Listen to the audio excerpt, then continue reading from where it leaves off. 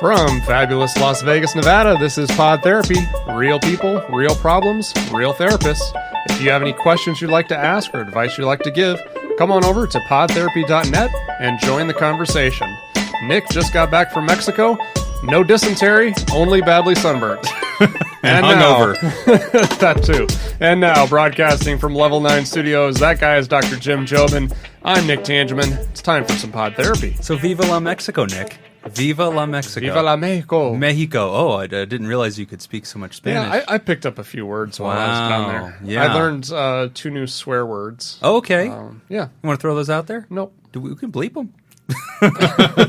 I'm honestly not worried about bleeping them out. You're just bad at Spanish? Yeah. Like, my tongue will not do what it's supposed to do. Yeah. Speaking of that, your girlfriend Laura is here.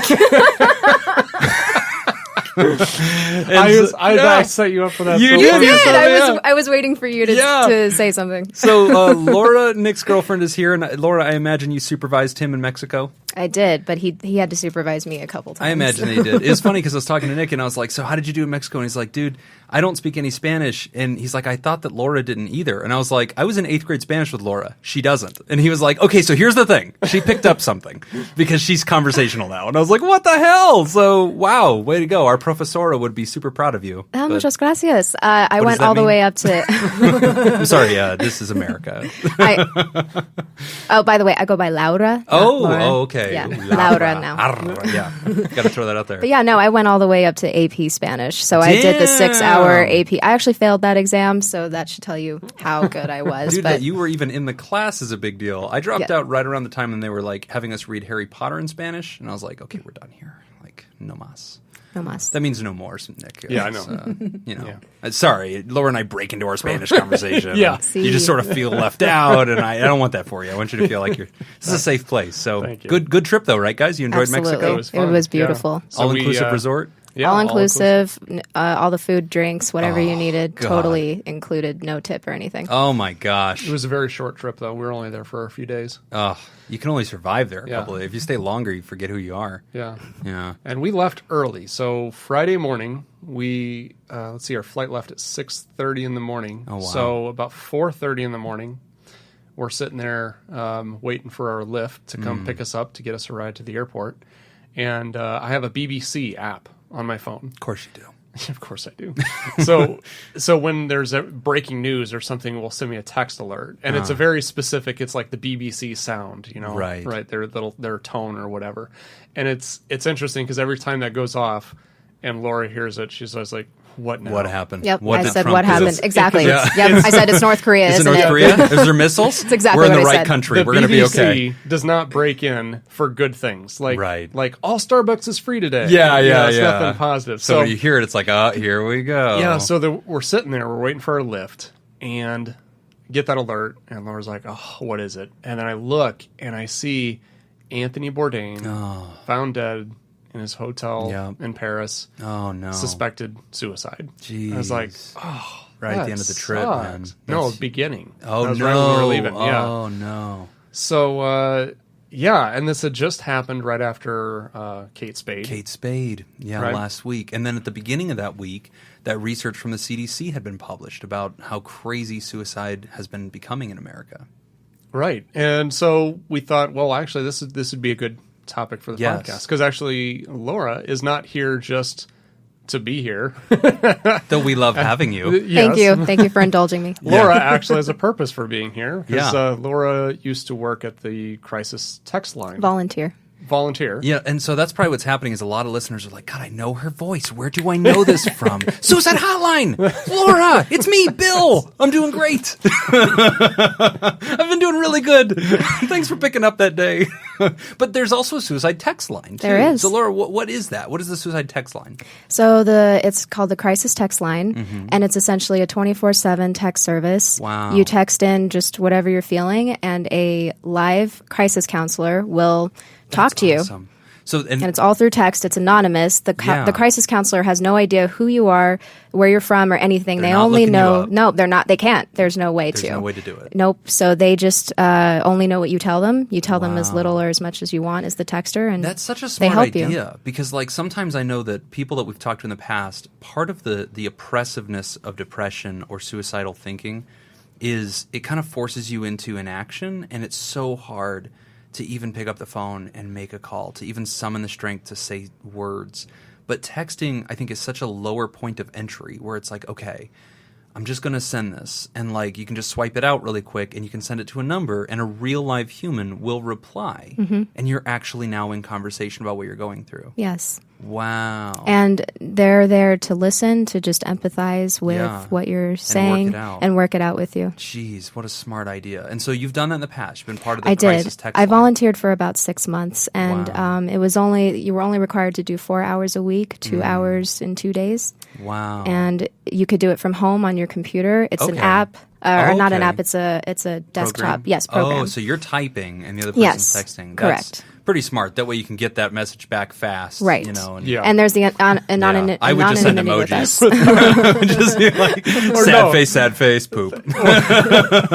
I'm sorry, what?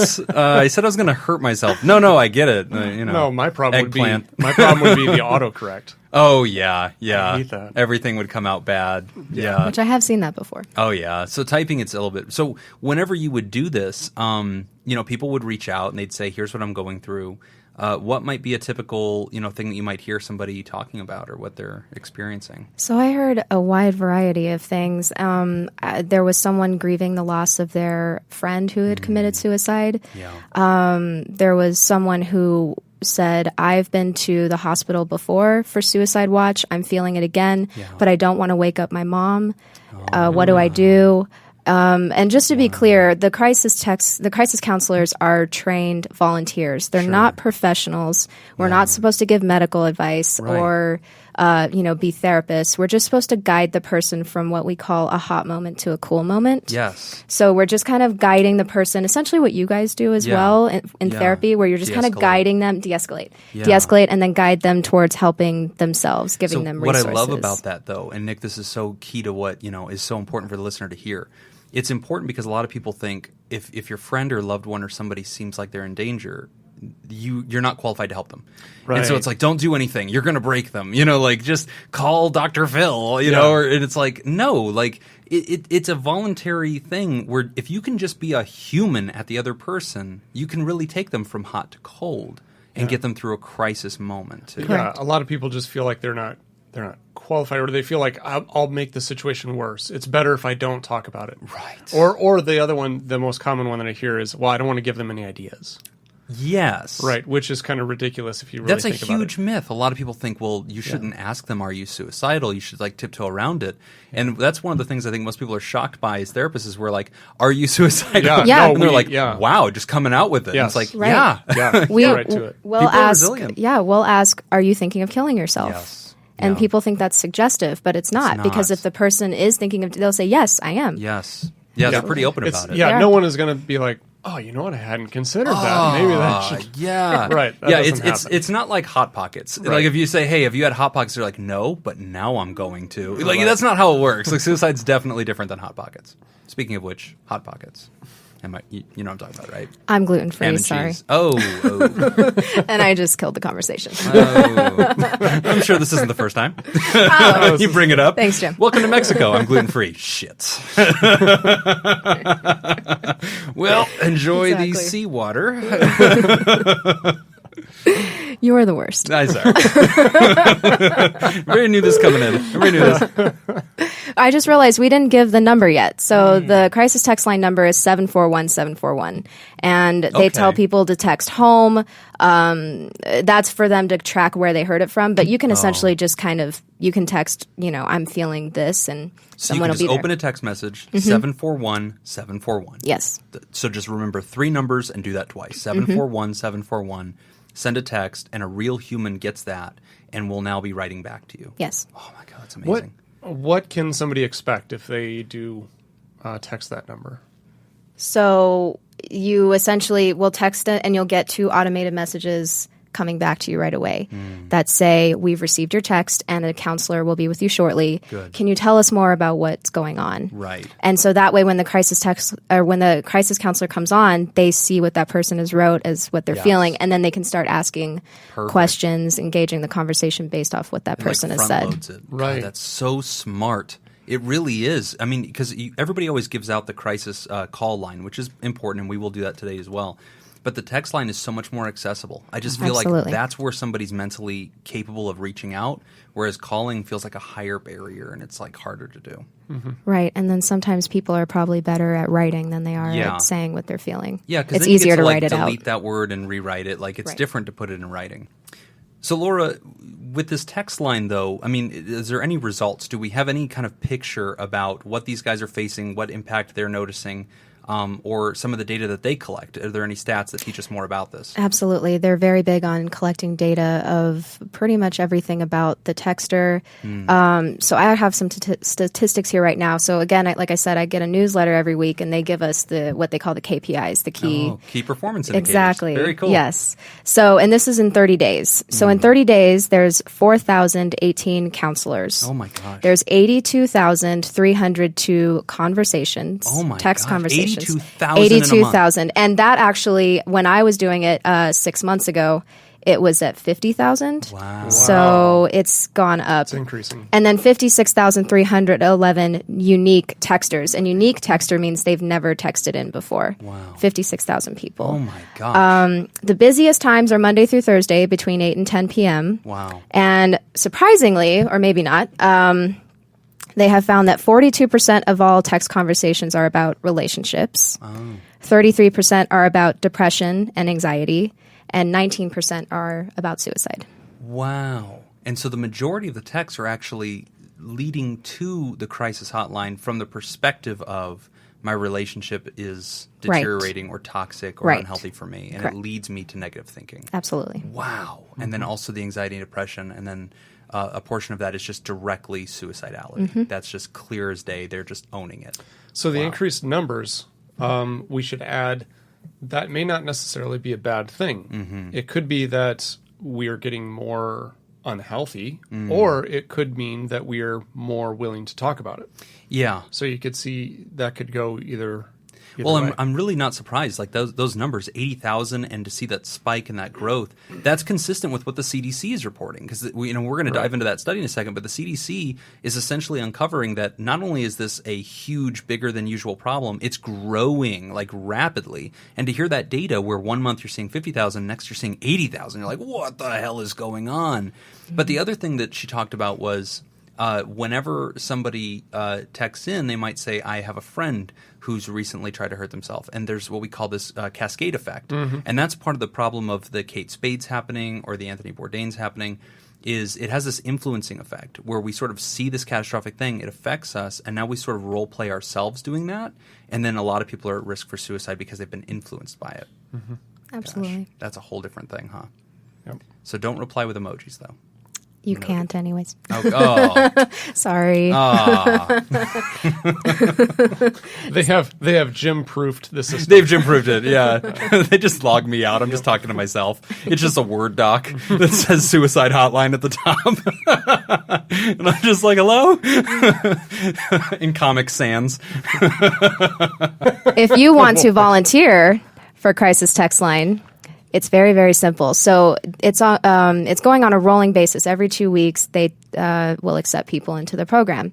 And all they ask for is just an online application and a background check, just to make sure you're okay. How deep is this background check? I'm not sure. Shit. You have to give your social security number, so as deep as that gets. I think I'll make it. I think you'll be all right. I think the statute of limitations has expired on all my stuff. If you can be a therapist, I can't think you'd be okay. Oh, you'd be surprised how many times I faked my own death, Nick. This is the third identity I've got. So people can sign up where? What's the website? So the website website is crisistextline.org. Crisistextline.org. Yes. And anybody can sign up. And so if you're out there and you hear these stories and you think, man, I care about this, I want to help hurting people, what can I do though? You, John Q. Public, can sign up for that. And you could just take a shift and do some text message interface, and people are hurting. They need your help. Absolutely. So sign up for that. Crisistextline.org. Yep. Very cool. And the number again is 741-741. Yes. So if you are need help, or somebody you know needs help, or you want to get on your social media, let people know about this crisis text line, 741-741. Text it and you'll text that number and you'll get to a real person, and it might even be Laura. That's what everybody will do. Before we start, you're not from Pod Therapy, are you? Oh, yeah, that is me. Okay, next. Yeah. Skip. Can Stop. I get somebody? Capital S-T-O-P, please. No, it's no, come back. Well, Laura, thank you so much for coming on, and thank you, especially for the community service of putting up with Nick, and the suicide thing too was very important. But thank you. Now remember, I'm just going to say he has to deal with me too. Oh, okay, that's the other half of that. You know, and he's a therapist, so just imagine what he has to go through. And both of us together have to deal with you. That's right. Exactly. On a minimal basis, I'm minimally a problem, but occasionally a problem. So, but Viva La Mexico, and thank you for what you're doing for the community. We really appreciate it. Oh, thank you. And thanks for being on the show. Me. Thank you. Pod Therapy. Yeah. Unfortunately, Laura is not able to stick around and answer questions. Neither am I. Take care, Nick. All right. Yeah. All right. We're going to take a quick break. When we come back, we will dive deeper into what a therapist does to deal with suicidality. You are listening to Pod Therapy.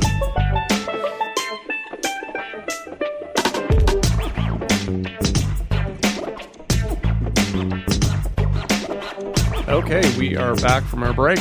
Let's get more into the details here. So the research came out from the Centers for Disease Control, the CDC, and basically what it indicated is that suicide is not only a major national problem, it's also on the rise. So here's what it says. In 2016, nearly 45,000 Americans aged 10 or older died by suicide. That's just in that year. Suicide is now the 10th leading cause of death and is one of just 3 leading causes that are on the rise. And Nick, this captivates the national consciousness because, here's just a few names of people that we've lost in the recent past. We lost Kate Spade. We lost Anthony Bourdain, as you talked about whenever you learned about that from Mexico. We lost that DJ Avicii, who's a big deal out here in Las Vegas. That was a big loss. We lost Chester Bennington from Lincoln Park. We lost Chris Cornell from Soundgarden. And most folks remember when we lost Robin Williams. Right. And that was a huge conspicuous thing. And those are just celebrities. Those are people that, in theory, have access to resources. They have, they're adored by lots of people. If they ever feel bad, they can open up their Twitter or open up their fan mail and just read all these people that adore them, or just see the next offer for another TV show or another purse line or, a new music deal. Linkin Park had just released an album that was going platinum again. They were in the midst of being on the top 200, and yet this disease and this problem of suicide really impacts. So from our perspective, looking at it as therapists and seeing this research, not only do we want to introduce the listener to, options like the text crisis line and what Laura works on, but as therapists, let's share with the listener a little bit some of the signs that we're looking for. So we tend to call these red flags, and these are sort of – they're not all created equal. There's different levels of severity, but we'll start on the low end and work our way up. So on the lower end of red flags, there's some few things that we're looking for. Let's unpack what those are, and then we'll kind of unpack what are the medium zone, and then what's kind of like the really, oh my gosh, we're really concerned zone. So what's something that we look for, Nick? Well, one of the first things would be hopelessness, yeah. A sense of the future or negativity. Yeah. Like I'm in a spot where there's no way out of this. We see this especially in like with gambling, yes. Right? Financial hopelessness. But there's also hopelessness, as Laura had talked about with relationships. Yes. And so when we're seeing somebody that presents as hopeless, they don't feel like they have a sense of their future, they seem perpetually negative.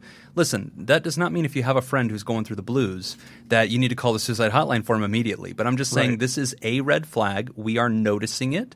But we continue to look for more factors, okay? And so another thing that we're looking for is, does the person express that they feel trapped? Now, they don't have to feel trapped, but that is another red flag. If they tell us that they feel stuck, without options, they feel vulnerable, they don't feel like they have the ability to navigate their own life, they feel like life happens to them, not the other way around, that is at times a red flag for us, especially if they also feel very hopeless for their future, because we know that that begins planting the seeds of suicidal thinking. And feeling like their life has no meaning. Right. No purpose, or making comments about feeling like there's no reason for living. Yes. And it's important to notice, too, that they may not be directly stating this, but sometimes it's kind of like a hidden, a message kind of. Sometimes you detect it. Yeah, they don't really have that. So those are sort of lower end red flags, guys. Now, again, if we see that, we're not necessarily panicking for the person. We're not going to call the police. As therapists, we're probably going to feel very comfortable asking them, and this is something we ask everybody all the time. When we first meet them, we say, do you have any thoughts about self-harm? Have you ever wanted to hurt yourself? Have you ever imagined doing that? And again, as Laura was saying, our guest earlier, it is entirely appropriate to be direct and ask just straight up, hey, is this something that you've gone through that you're thinking about? But another red flag that's a little bit more advanced is anger. So whenever we see that there's sort of this illogical rage or desire for revenge, inability to calm down, especially in men, that to us is actually an indicator light that they actually might be depressed, or they might actually have this desire to self-harm because there's sort of this simmering rage, this hotness. If we see that in perpetuity, that's something that we're alarmed about. Yeah, another one that people might be surprised about is insomnia. Sleeplessness, or it's kind of their inability to reboot mentally. Right. When your brain and your body doesn't get that rest, your thinking is not going to be very clear. Yeah. And it does pose a risk. And insomnia is a side effect of lots of different things, anxiety, depression, a lot of other things. But if we're seeing this in combination with other factors, we're starting to form this hypothesis that this person could be at risk for suicidal thinking. And then another kind of medium zone red flag for us is anhedonia, which if you're a listener to the show, you've heard our use of that word before. Anhedonia means the loss of pleasure or joy in the things that you used to take joy in, just going to lunch with a buddy, or, seeing your kids, or your favorite TV show comes on, just those little pieces of joy. When you're no longer experiencing those and you feel like you're in this listlessness and this gray life, that tells us that you might be at risk for the thought of suicide or self-harm. Mm-hmm. As well as talking about death. Yes.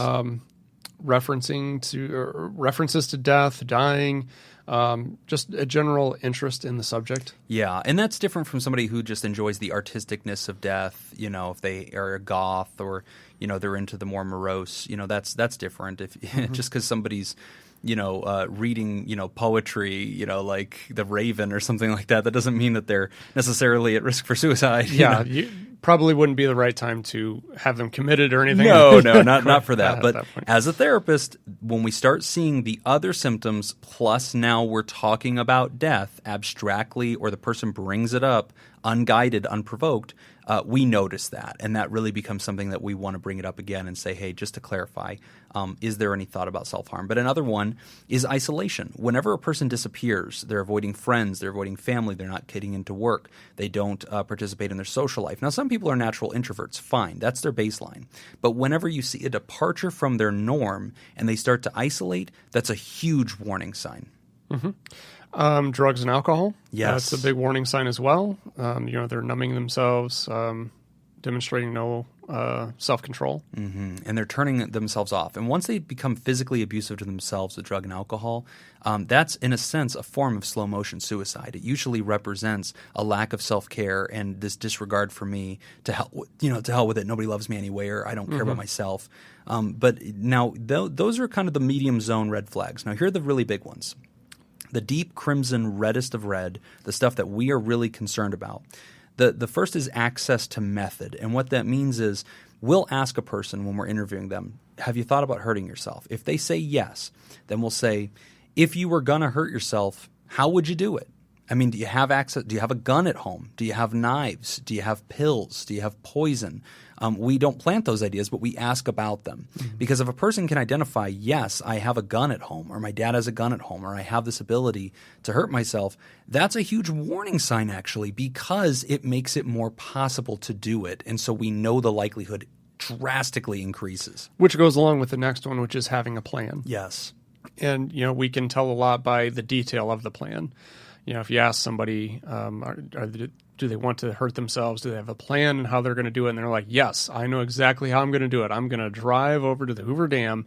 I'm going to get out. I'm going to park in this one spot that I always go to. I'm going to go up on the bridge. I'm going to go, we're starting to see like, oh, okay, he's thought this through. They've run the simulation. Right. And guys, is one of the biggest warning signs we can see. If we know somebody has a plan as a therapist, that's usually when we're going to take action. We usually drop what's called a safety contract. And, again, we're trained for more of those advanced skills. But for somebody that is in your life, if they're telling you they have a plan or you're sensing that, yes, that's whenever you're going to sit with them and say, hey, can we call together? Mm-hmm. Can we call together? Not just maybe for a therapist. That might even want to be a 311 call or a 911 call or texting the hotline or calling the hotline.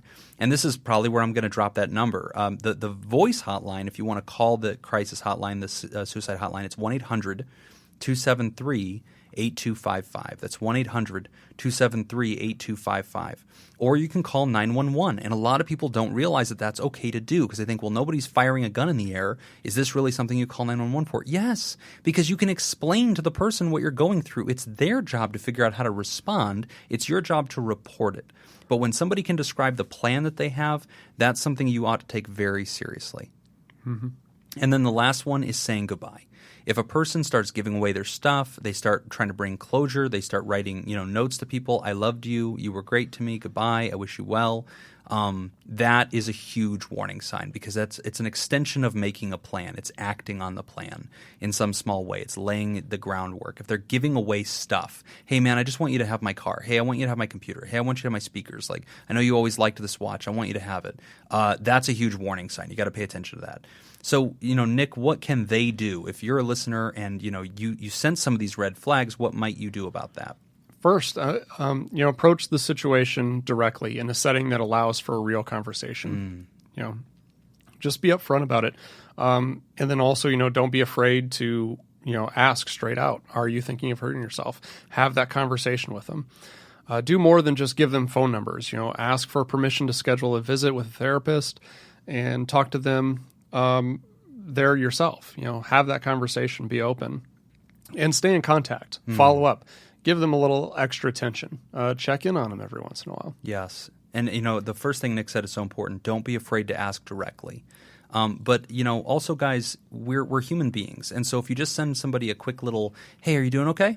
And, you're on your way out the door, that might not be enough, because they don't want to burden you, right? But if you can intentionally pull them aside and say, John, I've noticed lately, some of these red flags. I've noticed you seem hopeless.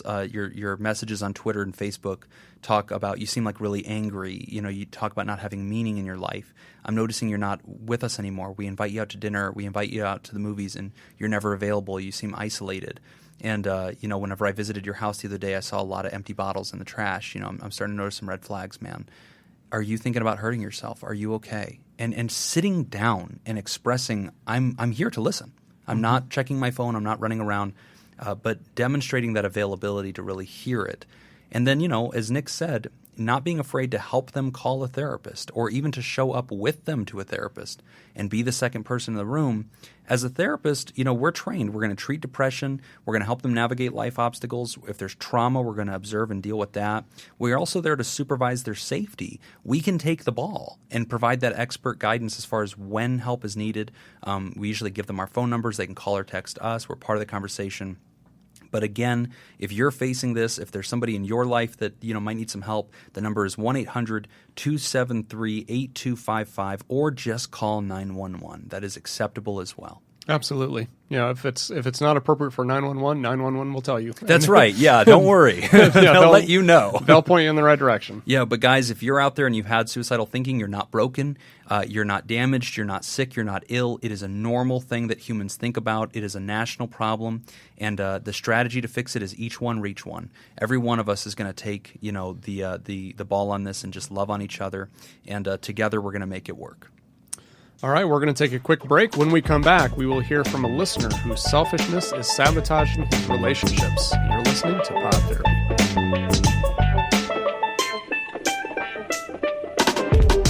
We're back. You're listening to Pod Therapy, and it's time to read our listener mail. and this one I have retitled because the listener gave us a pretty good title, but I wanted to retitle it because I thought it captures it. And I retitled it Selfishness. Control freak. Yeah, a little bit. Selfishness is sabotaging relationship. I'm a 42-year-old man currently in the middle of a slow-moving divorce. I've had 2 more failed relationships since separating from my wife. My main problem that always causes problems is that I tend to get selfish and not be very empathetic to my partner. I don't realize that they are needing something from me. Whenever they tell me what they need, it always wakes me up and I'm always more than willing to do whatever it is. But by then, the damage seems to be done as they seem to want a man who does not need to be told what to do. Maybe I'm abnormal, but this seems to be asking a lot, since it seems akin to reading minds, especially if the woman's not particularly expressive. Regardless of this, I've had some recent selfish moments where I wasn't there for my girlfriend when she needed me. She wasn't able to get past this and ended the relationship. I don't want to be like this. I'll be seeking therapy soon, but in the meantime, are there any thought processes or tools that I can use to help me get out of myself and put myself in others' shoes? I'd like to be more sympathetic and conscious of other people's needs and feelings. Thank you. Very good question. So what I was thinking, hearing this is, number one, you're going through a slow-moving divorce. And if you were here present, one question I would ask is, how long has this been going on and how recent is the divorce? You've had 2 relationships since you've separated. Yeah. And with the issue that you've identified as you feeling selfish that you can't really respond to your partner, to me that makes sense given what you're going through with the divorce. If you're fresh into this situation, and when I say fresh, I'm talking really within 2 years, maybe even 3 or 4. Yeah, that's still kind of fresh, depending on how long you were married. Exactly, how long this marriage was. You're going to be selfish naturally, because this divorce, it is a huge life-changing experience. All the things that you're going through, it is affecting you. Your mind is naturally going to be focusing on you. That's what makes it very difficult then to start a new relationship is you may not be ready for that. So that's automatically reading this, that was my first impression is, well, this kind of makes sense given where you're at. One question I may have is, were you this way when you were married, or is this something new? That may be something to consider. Yeah, it might have been part of it. So I agree with Nick. First off, divorce care is really, really important. But let's address this issue of selfishness in relationships. So bravo, brother. I appreciate you writing into the show, and I appreciate your question because I hear you taking ownership. You're not saying, oh, these women are crazy. You're saying, no, I've struggled with this. I know that my selfishness is an obstacle. I know that it's getting in the way. So here's some practical advice, because you said you're looking to a therapist. I think that's wonderful. 2 books that I'd recommend that I think really help illuminate you. One is called The 5 Love Languages, and that one kind of identifies that each of us sort of have a way that we show love to others naturally, and we also have ways that we best receive love. And it's important to read that kind of a book, and then whenever you get into a serious relationship, be looking for the signs in your new mate that teach you what are their love languages? How do they express love? How do they receive love? And if you're trying to break out of selfishness, learning how your partner receives love and then intentionally sending love in that language is vital. And that's an act of non-selfishness. That's an act of selflessness. That's an act of empathy. And you'll be surprised how that prevents a lot of the needs being unaddressed and them feeling like you're not there for them because they're constantly awash in love that they understand and they receive well. And another book that I'd offer you is called His Needs, Her Needs, and I've referenced it before on the show. But that book identifies, 5 needs that most men tend to have and 5 needs that most women tend to have. And it offers a way for you to sort of think through that and ask yourself, am I intentionally addressing each of her needs in our relationship? Do I proactively seek to do this rather than waiting for her to signal that she's unhappy or that she feels unaddressed? Can I proactively do that? So that's 2 ways that I think you can, even without directly involving the partner, or even if you're in between relationships, that's a really good way to train yourself to begin to open up your own eyes and become aware of what a partner might need. That way you can address it before they're unhappy. Yeah. So, well, let me ask you this, Jim. Do you think, okay, so the 5 love languages, does it talk anywhere in the book about them changing over time? They do.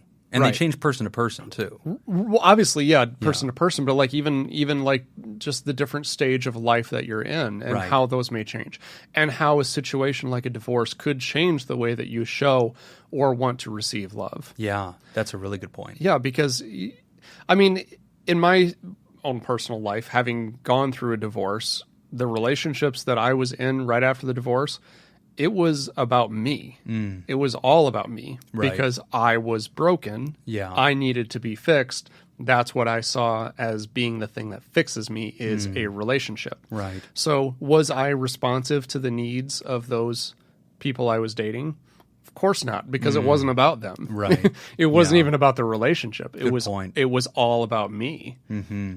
Yeah. So the divorce itself could be part of the creation of the selfishness. That's in this what I'm writer. thinking. Yeah. That's a really good note. And that's why I would ask, like, you know, what's kind of the backstory before the divorce? And, you know, were you, because if he says, you know, I was always very responsive to my wife, I was always able to identify what her needs were, and we had a pretty balanced, you know, relationship, things just didn't work out. But then now all of a sudden I'm not responsive to my partners when they need something. Well, then that tells me right there, this probably has more to do with the divorce and needing to be in a relationship to address internal issues Right. that were caused by the separation. You know, it's so funny because, you know, earlier in the show we had Laura on as our guest because she's done the text crisis line, but she's also your girlfriend, and she made a joke about what it's like to date a therapist. And it's funny because my wife has made jokes with her coworkers. She's a teacher, and she'll talk about, you know, what it's like to be married to a therapist because I do like a quarterly review with her where I'll my like sit God. down. No, it's pretty bad. Like, it's exactly as bad as you think it is. There's I'll, a PowerPoint, There's a isn't there? PowerPoint. Yeah, there's a survey. I thank her and I give her a discount on her next meal for completing the survey.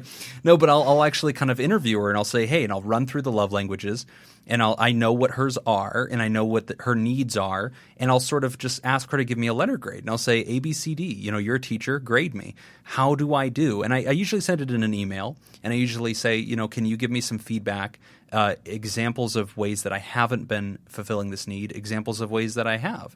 And it, you know, usually she's pretty, you know, kind about it because I think when you're married to a therapist, you're just, okay, you're always checking on me, so I'm usually pretty happy, right?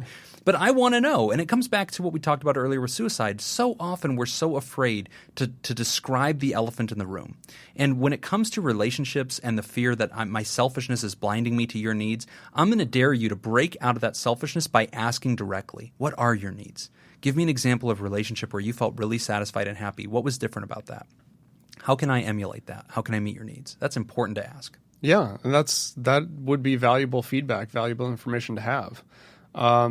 So yeah, I mean, to our listener, I'm kind of wondering if you've gotten any feedback, you know, except from they break up with you. And if Right. you'd like to avoid that kind of feedback, you should be asking. Like, think about it like this: if you were with an employer and you keep getting fired, and you're thinking, "Darn it, I wish I knew what was going wrong before the termination date," then you should solicit that, right? You should. There's something about you that puts off a vibe that you don't care, you're not approachable. So go to your employer and go, "Hey, I needed a review," and they'll go, "Well, we do that annually." No, I'd like it quarterly. You know, this is a new job, new relationship. I want to have a probation period where I'm intentionally seeking to learn how am I performing and what's good, what's bad.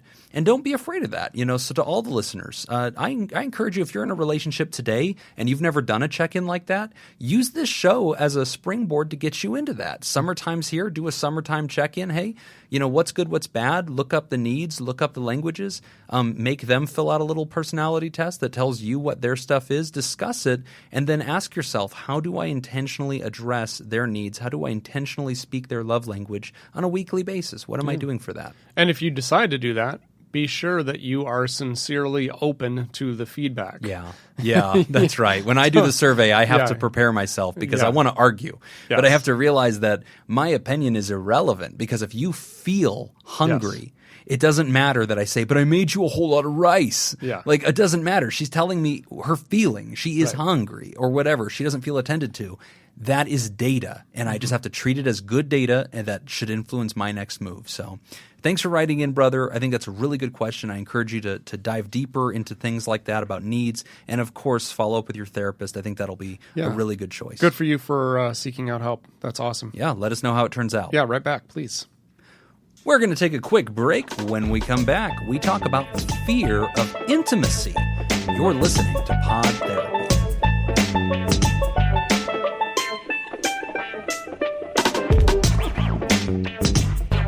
We are back. You're listening to Pod Therapy. And this next letter is from a person who has a fear of intimacy. I fear intimacy because I fear I'll be abandoned. Every time I tell a friend any detail about my past or my emotional life, or even think about a time that I told them about that stuff, I feel naked and mortified, and I just want to crawl into a hole and die. I always regret sharing this with people. I can't hold down any romantic relationship, and my friends have complained that I'm too distant, and that they feel that they barely know me. But I don't want to be known. When people actually get to know me, they leave.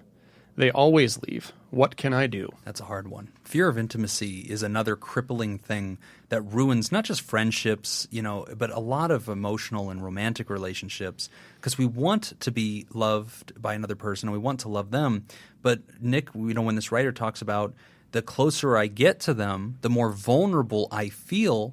And because I now like them, their value goes up in my heart. They matter more, which means if they reject me, if they abandon me, it will hurt more than if they were just kept at arm's length, kept as an acquaintance. And this person says, I'm afraid of being abandoned, which I think that we've seen in a lot of our patients. Oh, absolutely. I especially have seen this a lot when working with anybody who had abuse growing up. Yes.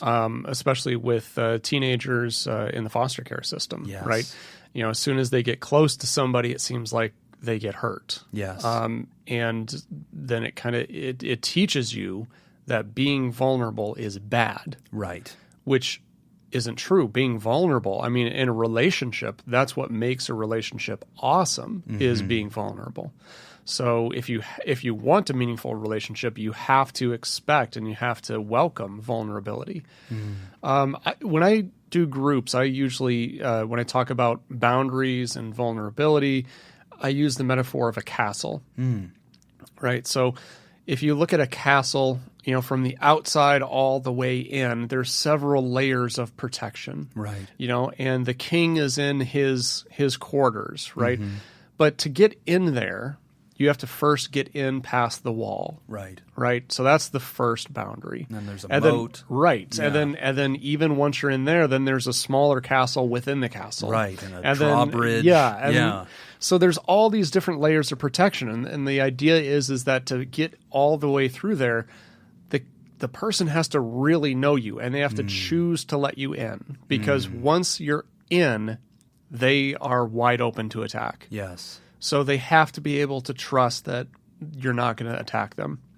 Now, for people who've had a history of being abused, especially from their parents, this is a big issue because your parents are viewed as your protector. Right. If your protector is also your abuser, that really messes with someone's psyche, and it messes with their ability to be able to distinguish between friend and foe. Exactly. Yeah, and what I like this idea of checkpoints. I think that's part of how we talk about boundaries.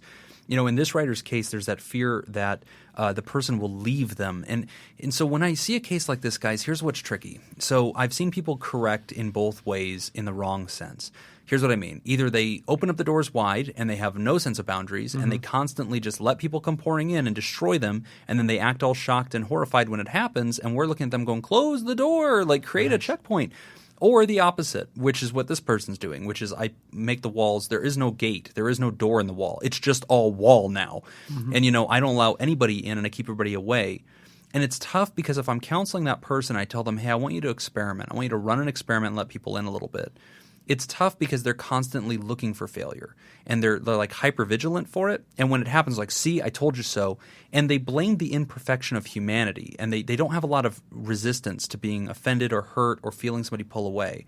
When somebody moves away an inch from this person, they'll detect it as a mile. And then they reach a sense of abandonment, which is not accurate. Or it could even go a step further where there's self-sabotage. Yes. Where it's like, I know you're going to leave me. I know you're going to hurt me. So I'm going to hurt you first. Yes, or run away, or close you off, or be unavailable. In a way, this is kind of how I am when I'm flying in an airplane. Right. If the plane's going to crash, I would rather be flying it myself. Right. Than be the passenger. And it makes no sense. Yeah. But it's this element of control that Yeah. if this thing's going down, I want to be the one to do it. Right. I don't want to be out of control and something happen. Yeah, it hurts less if Right. I'm the one that's, controlling that we're going to break this off. And there's a lot of people, Nick, that in their relationships, they have this history of breaking up with the other person or pushing them away. And there's a lot of people out there that have broken up with that are like confused and befuddled. And they're like, dude, what the heck? Like, didn't see it coming. We barely hit a bump in the road and you bailed, and you act like I'm the one pushing you away when I'm not the one breaking up with us. You are. Mm-hmm. But it's because of this fear of abandonment. And so one, other note that I'll give to this writer is keep in mind feelings are not facts. And so if you feel abandoned, you might be carrying baggage, and you know that you are. You indicate such in your writing.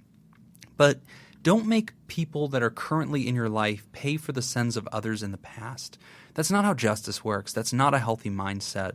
You need to begin challenging this thinking in your heart. And when you feel that sense of vulnerability and nudity and fear, I want you to challenge it and ask yourself, is this a feeling or a fact? Where is the evidence that this person is rejecting me? Or is there evidence that they actually want to be nearer to me?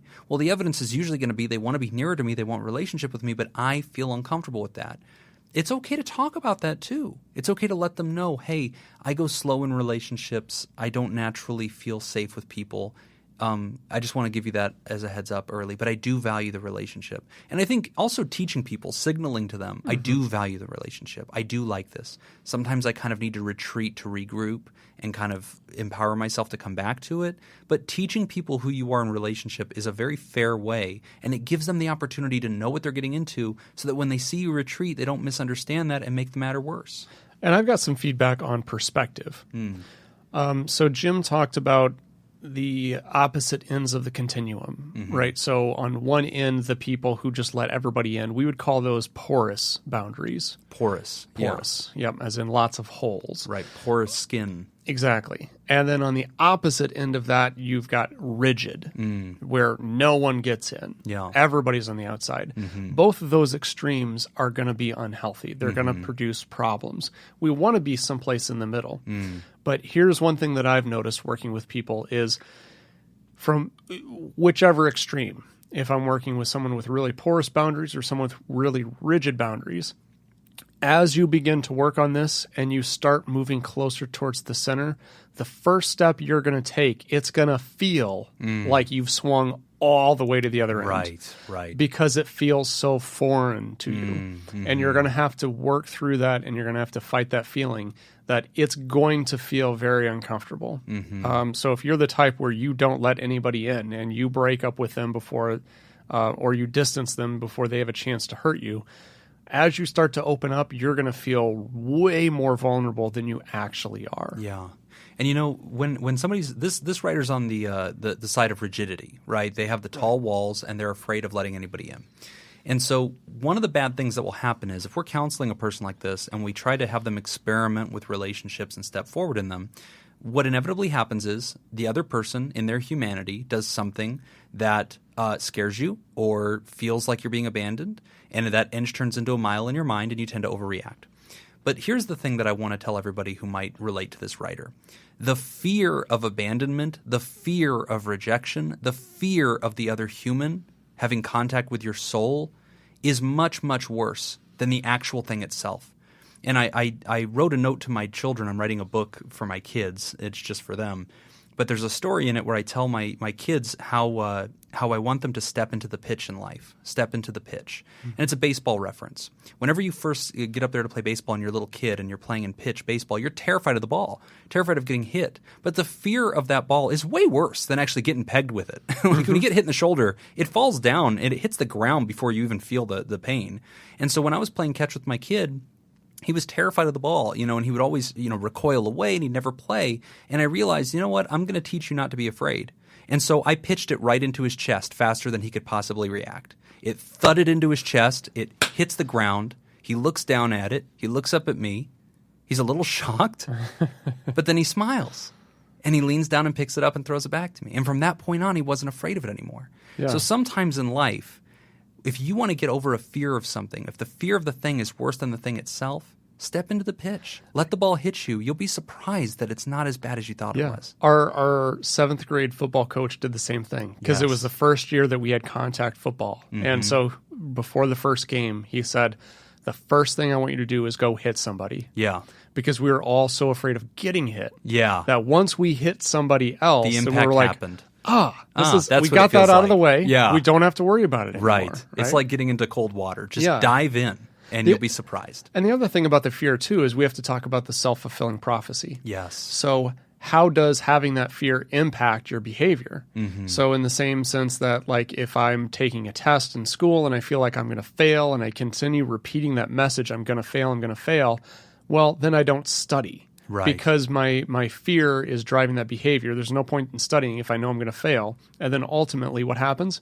I fail. Yeah. I attribute that in my head to me being able to predict the future. Right. When in reality, what it was I just didn't study. Yeah. That's the natural consequence. And people with these rigid boundaries, here's how it plays out. They like Jill and they start to lean in toward Jill. Jill starts leaning into them. They lean back because they feel afraid. Well, Jill reads that as a retreat and says, oh, shoot, I should be pulling back or I'm too much. So then she retreats and they go, I knew it. Yep. That's her. She was going to abandon me. I was a day away from her abandoning me. It's a good thing I pulled back first. And that's a self-fulfilling prophecy. We create the thing that we're afraid of. Yes. There's an old saying that sometimes we meet our fate on the path we took to avoid it.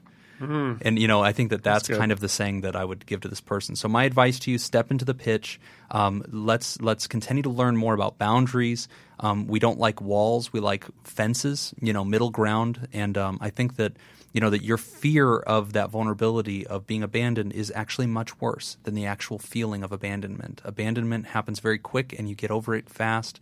Don't be afraid. Step into those relationships. Thank you for writing in. Thank you. All right, that's all the time that we have for this week's session. Thank you to those who contributed to our show today. We really appreciate it. Remember, pod therapy isn't something you should keep all to yourself. Help us reach others by sharing this episode. You can find us at facebook.com/podtherapy or on Twitter @PodTherapyGuys. Do you want to add your own advice to today's questions? Post your thoughts at podtherapy.net and join the conversation. I'm Nick Tangeman. I'm Jim Jobin. Thanks, and we'll see you for your appointment next week.